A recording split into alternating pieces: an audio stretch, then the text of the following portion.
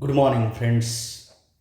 आज wisdom tree आपके सामने एक बहुत ही जेन्यून क्वेश्चन के साथ आया है, क्योंकि ये समस्या हर इंसान के साथ और अलग अलग परिस्थितियों में अलग अलग आकार लेकर के एक बहुत ही, आपको ये कह सकते हैं कि चैलेंज के रूप में, चुनौती के रूप में खड़ा है। अभी क्वेश्चन ये उठता है कि क्या एक इंडिविजुअल अकेला इस रास्ते को पार कर सकता है? उत्तर हाँ और ना दोनों है। इसके पीछे कारण ये है कि 140 करोड़ की आबादी में इसमें कोई दो राय नहीं है कि कुछ ऐसे भी संघर्ष करने वाले होंगे जो अकेला भी इस रास्ते को क्रॉस कर सकते हैं, लेकिन एक संपूर्ण जीवन को नहीं। अब ऐसे दौर में ये क्वेश्चन डेवलप होता है, स्पेशली आज के इस समय में, कि क्या एक एस्पिरेंट्स के लिए किताबें और कोचिंग क्लासेस काफ़ी हैं कि वो इस जर्नी को, इस कंपटीशन की यात्रा को एक संपूर्ण जीवन के साथ क्रॉस कर सके? मेरी आकलन के हिसाब से ये संभव नहीं है। इसके पीछे जो मैंने कारणें देखा है, उसमें जो मुझे समझ में आता है कि बेसिकली जो एस्पिरेंट्स हैं वो बहुत सारे चैलेंजेस को मेजरली एहसास करते रहते हैं, बट वो एक ऐसे एज में, एक ऐसे परिस्थिति में, एक ऐसे सिचुएशन में रहते हैं कि वो सही तरीके से उसको समझ नहीं पाते। ये मेजर चैलेंज है among aspirants, specially those who are preparing for civil services examination and state PCS examination. वो क्या है कि एस्पिरेंट्स जो हैं उनको सेल्फ चैलेंज भी रहता है डिफरेंट फॉर्म के। आप इस चीज़ को समझने की कोशिश कीजिएगा। सेल्फ चैलेंज ये किस चीज़ की तरफ इंडिकेट कर रहा हूँ मैं, कि वो जो एस्पिरेंट है उसका बैकग्राउंड, उसका डेवलपमेंटल प्रोसेस, उसका साइकोलॉजिकल माइंडसेट डेवलपमेंटल प्रोसेस, उसका एनवायरनमेंट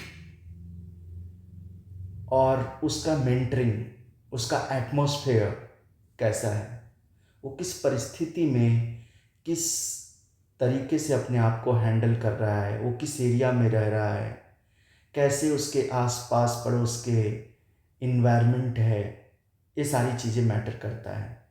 उसके बाद उस इन्वायरमेंट में, उन परिस्थितियों में सेल्फ को एनालिसिस करना एंड इवेल्युएट करना कि क्या मैं सही डायरेक्शन में हूँ, क्या मेरा प्रिपरेशन सही डायरेक्शन में है, क्या मैं उत्थान कर रहा हूँ।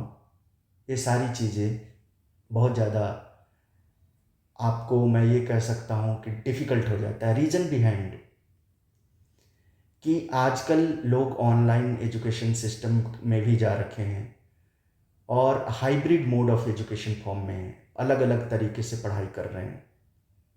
लेकिन जो ओरिजिनल फॉर्म ऑफ एजुकेशन होता है, जिसको भारतीय सभ्यता और संस्कृति की उपनिषद और गीता या कोई भी चीज़ जो डायरेक्ट सामने सामने रह करके पढ़ा जाता है, पढ़ाया जाता है, वो मोड एक डिफरेंट ही, मतलब सबसे एबव लेवल का होता है।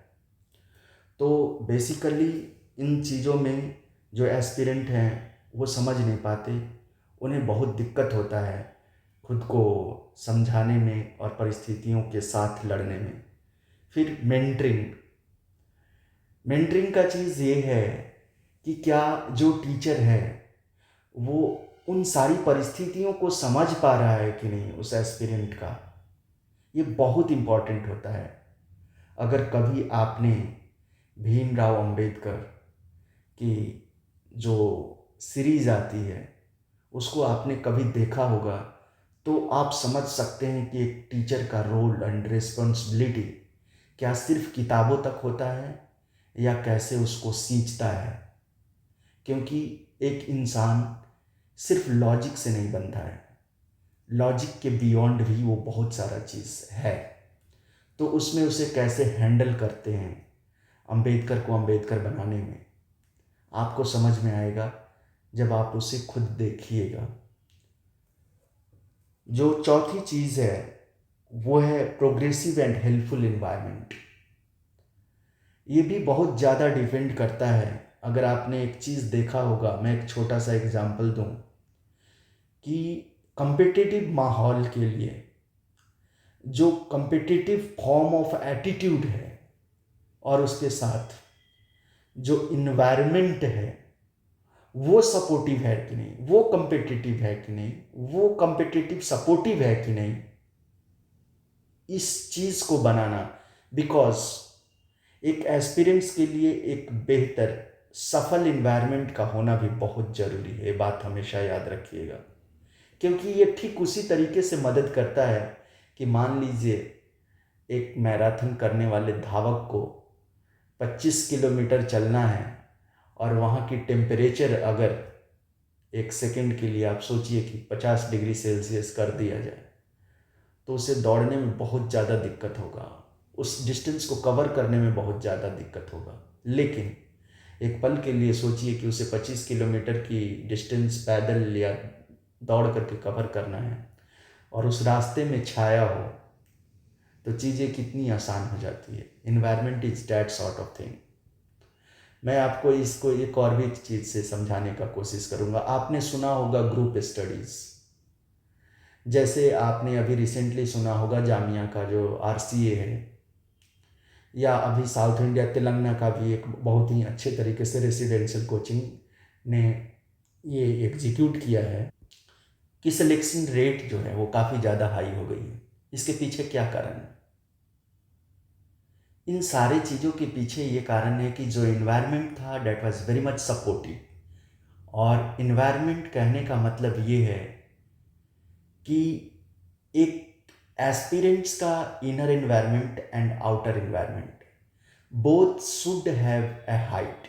दोनों में इस टाइप की एक ऊंचाई होनी चाहिए कि दोनों की एक लेवल हो। कहने का मतलब ये है कि अगर एक एस्पिरेंट, कभी आपने इस चीज़ को एहसास किए होंगे तो ईजिली कोरिलेट कर सकते हैं आप कि मैं क्या कहना चाह रहा हूँ। जैसे आपने कभी बीपीएससी या यूपीएससी का मेंस क्वालिफाई किए हों, इंटरव्यू दे रहे हों, प्रीलिम्स क्वालिफाई किए हों, उस समय आप अपनी विचार की जो ऊंचाइयां होती है, जो कॉन्फिडेंस होता है, उसको रियलाइज करना, that is winning attitude.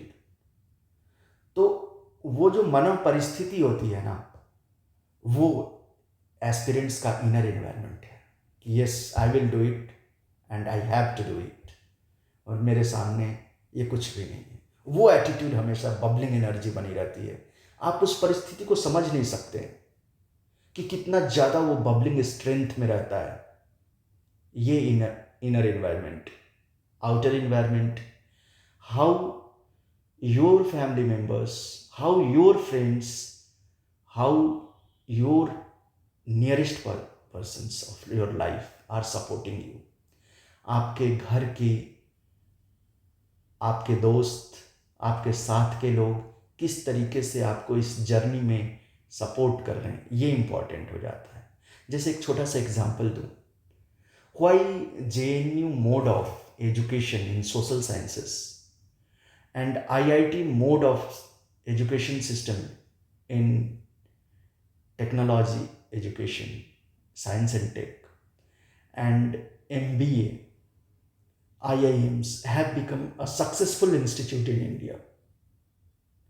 The reason behind कि जो वो इन्वायरमेंट सोशल साइंस का है इनर और आउटर में समझने के लिए, वो बहुत बेहतर मिलता है। और कहीं ना कहीं वहाँ की जो इंस्टीट्यूशन का एडमिनिस्ट्रेटर है वो प्रोवाइड करते हैं। इन द सेम वे, मेरा कहने का तात्पर्य ये है कि एक एस्पिरेंट्स के लिए हम सब की दायित्व है कि उसके लिए एक बहुत ही विनिंग एटमॉस्फेयर प्रोवाइड करें। Always try to support them. ये फैमिली का भी उतना ही दायित्व है जितना एक दोस्त का है, जितना एक मित्रजन का है, और जितना उनके सबसे करीबी इंसान का है, लाइफ के सबसे करीबी इंसान का। Because this things are very much important to qualify this examination. ये एग्ज़ाम सिर्फ किताब का नहीं है। अगर सिर्फ किताब का रहता तो इंटरव्यू में आप देखिए, मेंस देखिए, क्या मेंस और इंटरव्यू में सिर्फ बुकिश फॉर्म ऑफ क्या ऑब्जेक्टिव आते हैं कि पार्टिकुलर चीज़ कब हुआ, या रिफ्लेक्टिव नॉलेज के भी आते हैं। जब आप क्वेश्चन को देखिएगा तब आपको ये समझ में आएगा कि नो, योर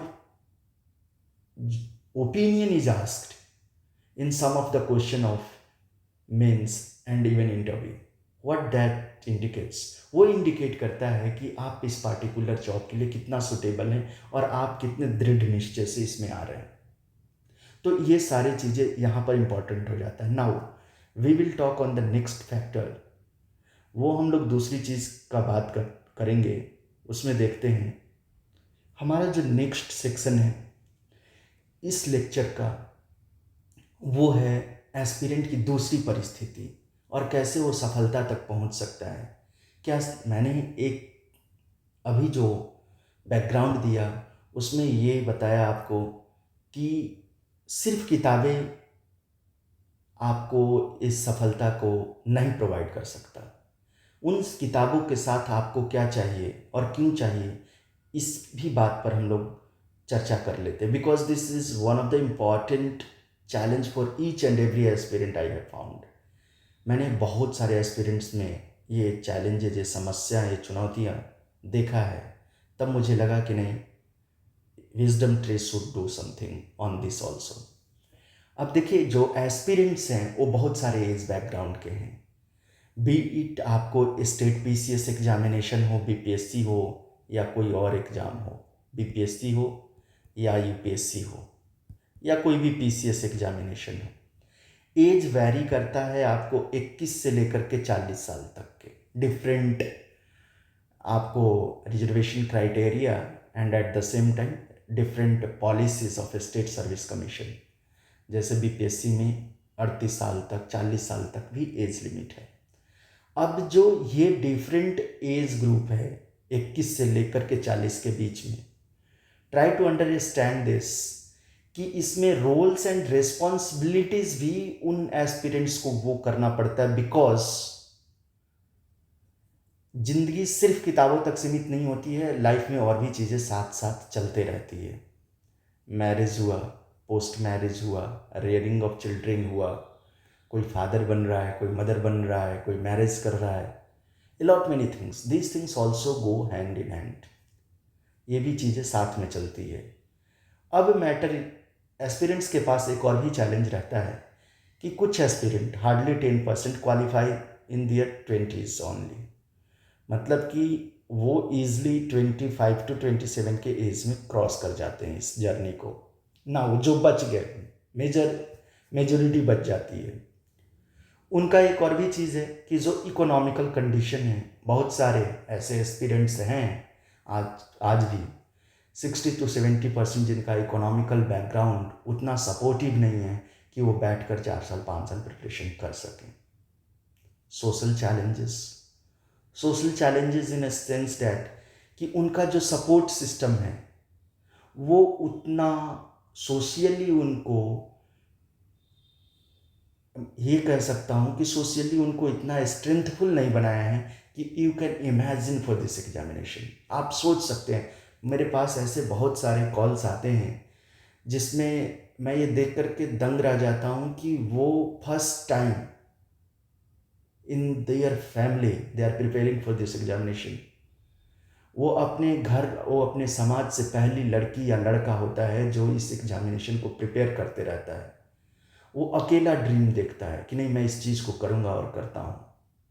सोचिए, और उसमें उसके पूरे फैमिली बैकग्राउंड में और इवन इन दूर दूर तक के दोस्तों में कोई बताने वाला, समझाने वाला नहीं होता है।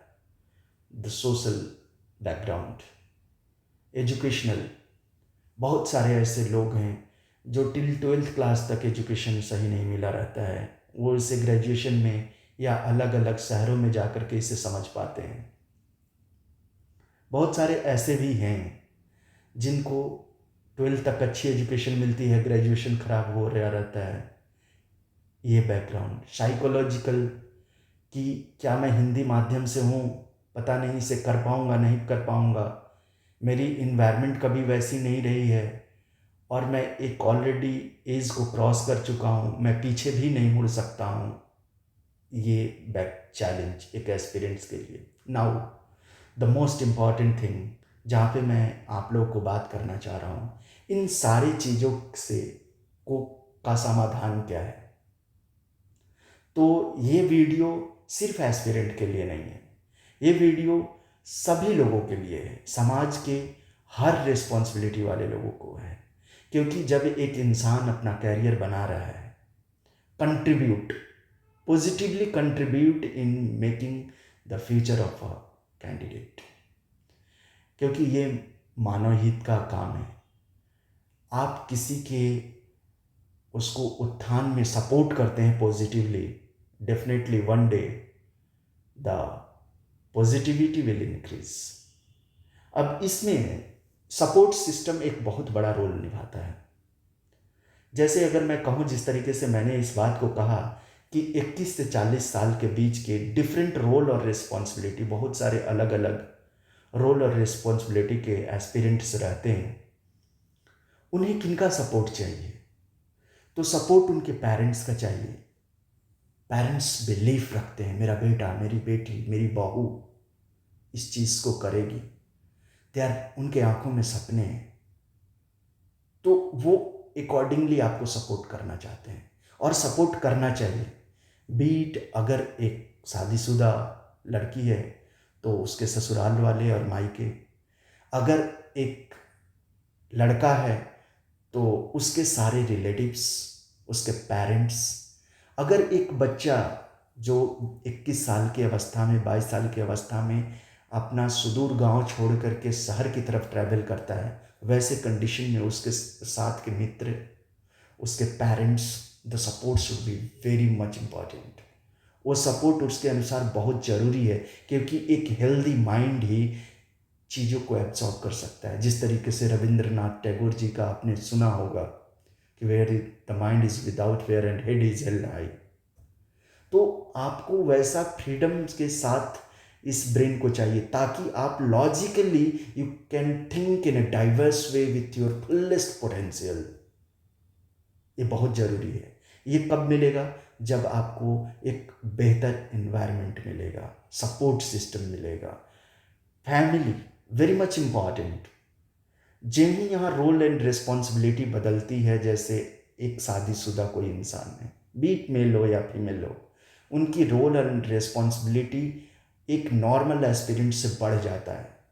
उस कंडीशन में उसके फैमिली सिस्टम का हेल्प होना बहुत ज़रूरी है, ताकि उसका जो ये जर्नी है वो साधारण सरल बन सके। जिस तरीके से मैंने आपको स्टार्टिंग में बोला था कि एक धावक को अगर 50 डिग्री सेल्सियस टेम्परेचर में दौड़ा दिया जाए तो वो उसके लिए बहुत चैलेंजेबल हो जाएगा, लेकिन एक धावक को अगर 28 डिग्री सेल्सियस टेम्परेचर है और उसमें सुनहरा हवा बह रहा है, पेड़ की छाए हैं, उसमें दौड़ा दीजिए, वो ईजिली कवर कर ले जाएगा। ये काम करते हैं सपोर्ट सिस्टम। तो उसमें फैमिली का, हस्बैंड का, वाइफ का, ओवरऑल फैमिली का हेल्प बहुत ज़रूरी है। Now comes the friends, seniors and mentors. इनका भी support, always try to give them support, ताकि वो मेंटली, साइकोलॉजिकली एक बैलेंस्ड होकर के, एक फुल्ली ह्यूमन के तरीका में रह करके, without taking the extreme steps, इस जर्नी को कवर कर सकें। और ये बहुत ज़रूरी है, क्योंकि जो ये नई ट्रेंड अभी शुरू हुई है, आपने अगर सुना होगा, कोटा में सुसाइड रेट्स, जब यूपीएससी का प्रीलिम्स का रिजल्ट आता है, फाइनल रिजल्ट आता है, करोल बाग, मुखर्जी नगर का ये जो आपको चीज़ों सुनने को मिलता है, इसमें कौन हेल्पफुल होगा? If not you people. अगर आप पढ़ लिख करके इतने समझदार होकर के एक एस्पिरेंट्स को मदद नहीं कीजिएगा, तो आप देख रहे हैं कि in our country unemployment rate 9 point को क्रॉस कर रहा है और भीड़ की जो मेजोरिटी है वो बहुत ज़्यादा है। तो be supportive, always be supportive to the aspirants और anyone who is seeing the dream. जो भी इंसान अपने जर्नी को कवर कर रहा है उसमें आप सपोर्ट करने की कोशिश कीजिए, अदरवाइज कभी किसी को डिमोटिवेट मत कीजिए। You can give the way but at the same time don't try to demotivate them. Now comes the thing कि इन सारे चैलेंजेस के बीच मैं स्पेशली उन लोगों को कहूँगा जिनकी वल्नरेबिलिटी बढ़ जाती है इस प्रिपरेशन में। तो जैसे जैसे रोल्स एंड रिस्पॉन्सिबिलिटी बढ़ती है और एज बढ़ता है, एक एस्पिरेंट्स का वल्नरेबिलिटी मतलब चांसेस उसके टफ होने लगते हैं इस जर्नी को क्रॉस करने के। बट वो तभी इसको क्रॉस कर सकते हैं जब उनका सपोर्ट सिस्टम अच्छा रहेगा, उनका इन्वायरमेंट विनिंग हो रहेगा। कैसे? बाहरी इन्वायरमेंट भी और आंतरिक इन्वायरमेंट भी, जो मैंने अभी कहा। तो वो एस्पिरेंट जो अभी तक प्रीलिम्स या मेंस या इंटरव्यू नहीं क्वालिफाई किया है, उसके लिए उसका इनर इन्वायरमेंट को कौन बताएगा कि no you are in the right direction and you can do this. तो यहाँ पर वैसे एस्पिरेंट्स के लिए एक कॉमन इंसान का जो उसके साथ रहता है, जो उसके नियरेस्ट है, जो उसका डियरेस्ट है, जो उसके पेरेंट्स हैं, जो उसके नज़दीक के दोस्त हैं, इन सब का रोल बढ़ जाता है to give them the support कि no, in this journey we all are with you, you can do this and if any kind of support you need we will provide you, because each person is having some kind of potential which is required to administer either self or the government। कहने का मतलब ये है कि हर एक इंसान के पास, चाहे वो एक खेतीहर मजदूर हो, चाहे वो एक शिक्षक हो, चाहे वो कोई भी प्रोफेशन करता है, सबके पास कुछ ऐसी एबिलिटीज़ है जो आपको हेल्प करेगा इन दिस जर्नी यूपीएससी या बीपीएससी क्वालिफाई करने में। बिकॉज यूपीएससी में भी आप जानते हैं एथिक्स का पेपर होता है, साक्षात्कार है, तो इस तरीके में आपको मदद करेगा। You try to boost up your friends, तो ये जर्नी आसान हो जाएगा, क्योंकि एक अकेला माइंड और एक ग्रुप में माइंड काफ़ी मजबूत हो जाता है। चलिए, आज मैं आप लोगों के साथ एक स्पेशल आदमी के बारे में चर्चा करूँगा कि जिस तरीके से हम अपनी सभ्यता ये कहती है, भारतीय सभ्यता ये कहती है कि सभ्यता वहाँ दिखती है जहाँ स्त्री का इज्जत होता है, जहाँ स्त्री को इम्पोर्टेंस दिया जाता है। सिविलाइजेशन लाइज देयर अनलाइक, और इससे ब्यूटीफुल मुझे नहीं लगता कि कोई और सिविलाइजेशन का परिभाषा हो सकता है प्रैक्टिकली, और इसको लगभग लोगों ने एक्सेप्ट किया है कि no, this is the best way. Now coming to the next thing कि सच में स्त्रियों का जो महत्ता है हमारे समाज में, उसको रिवाइव करने की अब ज़रूरत आ गई है। Because western education and western life style वो बहुत ज़्यादा डिग्रेड कर रहा है अपने सोसाइटी को। इस कंडीशन में ये बहुत ज़रूरी पड़ जाता है। तो मैं आप लोगों के बीच आज कहूँगा कि कभी आप मीना स्वामीनाथन के बारे में जानने की कोशिश कीजिए। मीना स्वामीनाथन एक ऐसी लेडी हैं जो मुझे लगता है कि she is the best mother to give an example to the Indians that what kind of society you need. Meena Swaminathan एक प्रोफेसर थे जो वुमेन एजुकेशन से अपनी पढ़ाई किए थे और वुमेन एजुकेशन को पढ़ाते थे दिल्ली यूनिवर्सिटी में। उन्होंने अपने बच्चों का, उनकी 3 लड़कियां थी, तीनों का रेयरिंग इस तरीके से किए कि सौम्या स्वामीनाथन WHO की महानिदेशक बनी, और महानिदेशक बनने के साथ समय से पहले वो इंडिया आ गई, ये कहते हुए कि जो चीज़ हमारे पिताजी ने और जो हमारी माँ ने हमें दिया है कि इस देश को जो चीज़ की ज़रूरत है उसे ज़रूर पूरा करना। उस चीज़ को देखते हुए उन्होंने WHO से के महानिदेशक पोस्ट से समय से पहले चले गए। उनकी दूसरी बेटी इंटरनेशनल सोशियोलॉजिकल एसोसिएशन की डायरेक्टर है। तीसरी बेटी इंडियन स्टैटिस्टिकल इंस्टीट्यूट की डायरेक्टर है। ये फैमिली, जब कंट्रीब्यूशन आप एम एन मीना स्वामीनाथन का जानिएगा तो आपको पता चलेगा कि जो हमारे देश में अर्ली चाइल्डहुड केयर एजुकेशन के साथ आईसीडीएस की भी सबसे पहले परिकल्पना और उस पर डिटेल स्टडी करके स्ट्रेटजी तैयार करने वाली वही लेडी थी। सोचिए, what is the contribution of a lady, but when it was possible, when the support system of M S Swaminathan, जब उनको एम एस स्वामीनाथन जैसे हस्बैंड मिले। और आप एम एस स्वामीनाथन को कौन नहीं जानता भला, जब उनको आप उनके कंट्रीब्यूशन देखेंगे तो आप जानते होंगे कि उनके फादर साहब ने एक बहुत बड़े गांधीयन थे।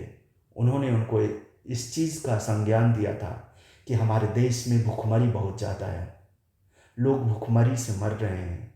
ये 1950s की मैं बात कर रहा हूँ। तो उस समय उनके पिताजी ने उनको ये चीज़ दिया था कि बेटा, अगर इफ़ पॉसिबल तो मेडिकल साइंसेस या एग्रीकल्चर साइंसेस को पढ़ करके उस भुखमरी को दूर किया जा सकता है। मैं आपको बता दूं कि उन्होंने यूपीएससी क्वालिफाई किया था, उन्हें इंडियन पुलिस सर्विस मिला था, लेकिन जो ये जोश और जुनून सत्यता की थी वो उनको वहाँ नहीं रोका। वो उनको ऐसा बनाया कि आज हर भारतीय के थाली में खाना मिलता है और हर भारतीय भारत की ही नहीं पूरे विश्व की बुभुक्षा को शांत करता है। उनकी वाइफ हर बच्चे की मानसिक बुभुक्षा को शांत करता है। इसलिए मैं इस इम्पॉर्टेंस को बताना चाह रहा था कि हाउ मच, कितना इम्पॉर्टेंट है किसी के जीवन में एक सपोर्ट सिस्टम बन के काम करना, एक एस्पिरेंट्स को ये चीज़ बताना, नो, इन इंडिया, इन बिहार आज ऐसे एस्पिरेंट्स की ज़रूरत है जो ये पुल गिरने से बचा सकें, और ऐसे एस्पिरेंट्स की ज़रूरत है जो ये पेपर लीक होने से बचा सकें इंडिया का। ऐसे प्रोफेसर्स की ज़रूरत है जो ये ना कहें कि एक गांव का लड़का आईआईटी नहीं जा सकता, एक गांव की लड़की आईआईटी नहीं जा सकती। एक ऐसे समाज की ज़रूरत है कि वो लड़कियों को ये ना कर सके कि लड़कियों में तो दिमाग ही नहीं होता, वो मैथ्स पढ़ने के काबिल ही नहीं है। और ये चेंज कौन लाएगा? तो ये चेंज आप लोग लाएंगे। विजडम ट्री का ये प्रयास रहेगा, क्योंकि जिस तरीके से मेरे पास लोगों के एस्पिरेंट्स के डाउट आए हैं, I thought the need of educational counsellors and at the same time therapist, social therapist. तो मैं कोशिश करूँगा कि आप लोगों के लिए किसी भी क्षण में ऐसी चीज़ों की दिक्कत पड़े जहाँ पे आप मेंटली लूज़ कर रहे हैं अपने आप को, kindly don't take the extreme actions, but there is NIMHANS से आप सपोर्ट ले सकते हैं, जो बेंगलोर में मेंटली आपको कहीं ना कहीं हेल्प प्रोवाइड करता है इन एक्सट्रीम सिचुएशंस। और आप एकदम ईजिली साइकोलॉजिस्ट के पास जाइए, बात कीजिए उनसे। अगर आपने पिछले साल का सेकंड रैंकर का आपने सुना होगा, उन्होंने फ्रैंकली बताया है कि ऐसे परिस्थिति में जहाँ पर मन की परिस्थिति डगमगा रही हो तो ज़रूर हेल्प लीजिए। और मैं उम्मीद करूँगा सारे लोगों से कि आप किसी को भी डीमोटिवेट ना करें प्लीज़, और बीट प्रोफेसर ऑल्सो, क्योंकि मेरी एक मैंने एक चीज़ देखा था, मेरी पर्सनल एक्सपीरियंस है कि एक आईआईटी पटना के प्रोफेसर कहते हैं कि एक लड़की आईआईटी पटना में पीजी में नहीं पढ़ सकती, दिस इज़ नॉट बेटा का लड्डू, वो ह्यूमैनिटीज़ में नहीं पढ़ सकती। ये मुझे काफ़ी ऑकवर्ड से लगा कि what kind of professors are there.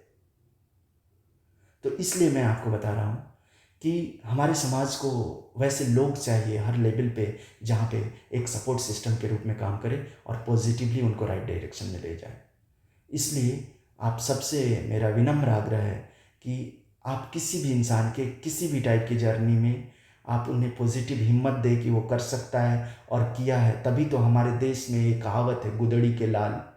आप देखिए कि एम एस स्वामीनाथन हो, एपीजे अब्दुल कलाम हो, विक्रम साराभाई हो, कोई भी एग्जाम्पल, मीना स्वामीनाथन हो, कोई भी example, who were they have a stand. वो उन्होंने जमीनी से उठ करके उस आसमां तक की ऊंचाई को प्राप्त किया है, और मैं जानता हूं कि आप लोग प्राप्त कर सकते हैं। इसलिए मैं इन सारे एस्पिरेंट्स को, डिस्पाइट चाहे वो किसी भी बैकग्राउंड से आते हैं, किसी भी साइकोलॉजिकल कंडीशन से, इकोनॉमिकल कंडीशन से आते हैं, मैं आपको ये उम्मीद के साथ कह सकता हूँ, आपके अंदर जो पोटेंशियल है वो ना सिर्फ यूपीएससी क्वालिफाई करने की है, but at the same time कितने यूपीएससी क्वालिफायर कर बना सकते हैं आप। इसलिए मैं उन लड़कियों से कहूँगा कि there is need of more Meena Swaminathan. और मैं उन हस्बैंड से कहूँगा कि अगर रोल निभाना ही है तो MS स्वामीनाथन के जैसा निभाइए। और मैं उन भाई और बहनों से कहूँगा कि अगर रोल निभाना है तो राम और भरत जैसा निभाइए, ताकि हमारी संस्कृति भी बची रहे और हम लोग भारत का परिचय भी एक नई विश्व पटल पे अपने संस्कृति के अनुसार दे सकें। विजडम ट्री आप लोगों के साथ विश्वास के साथ खड़ा है कि नहीं, आप लोग एक नई भारत बनाएंगे जिसमें भारतीयता होगी। And thank you for watching this. अगर किसी टाइप की और आपको सपोर्ट की ज़रूरत होगा, kindly comment in the comment box. We will be available with you with all kind of support. Thank you for watching this.